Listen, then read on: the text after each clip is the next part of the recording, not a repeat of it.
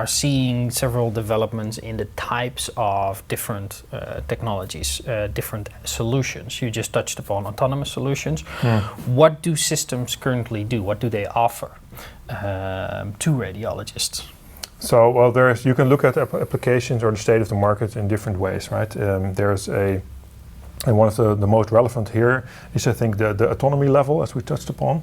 If you make the kind of standard comparison with self-driving cars, there you have 5 autonomy levels. And currently, the cars that are actually driving on the road, none of them has been certified to be fully autonomous, not even in a limited way. They are driver assist systems. And I think that analogy perfectly fits radiology as well. So it's assistive technology. Yes.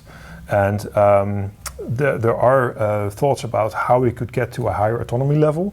And the FDA's, for example, just organized a conference to discuss on how it would regulate such a system, because it's at this moment quite unclear what kind of accuracy levels you would require of it, what kind of studies you would need to do, what kind of liability aspects that entails, and also a more fundamental question: do you even need that, or do you even want that? Because for which type of application is it necessary or useful to have a system that actually does it for you? Mm-hmm. But at the moment, in clinical practice, that is very, very limited.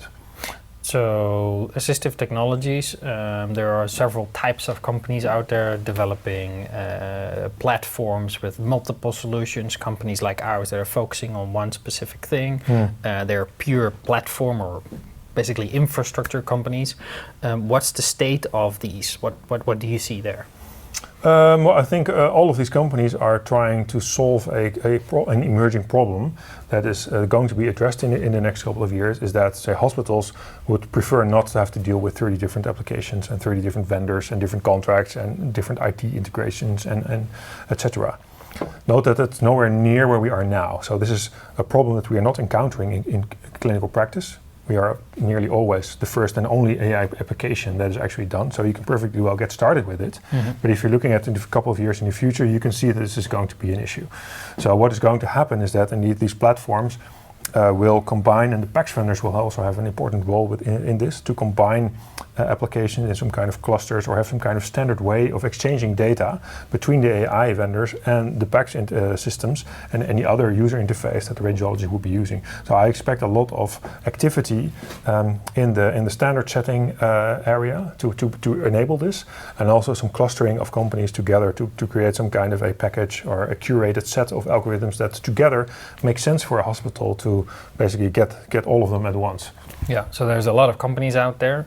What we've seen out there is that there are the platform players who are developing a lot of features and a lot of applications. Most of it is actually still in research, or some have actually been validated or certified in the market. Where do you feel that most of these parties are now? Are they in the research phase, or do you have something that's actually working? Where are we with? Well, if you look at how many booths there were at the RSNA, there's 200-300 companies that are active in the space. Mm-hmm. But of course, if you look at all the modalities and all the body parts and all the pathologies that you could detect on medical images, it's tens of thousands. So if you look at it from that perspective, actually there's still a lot to be done. So companies that are currently exhibiting at the trade shows, a lot of them are still early stage. So there's a lot of research going on, and they're just trying out what is going to work and what isn't going to work. Mm-hmm. There are, in several dozen, I would say, that actually have something that is certified either in the US or in Europe or in different China, and that's actually then available for clinical use. Yeah. So there are a lot of companies still a lot of hype, but the first solution are actually now being introduced and being used.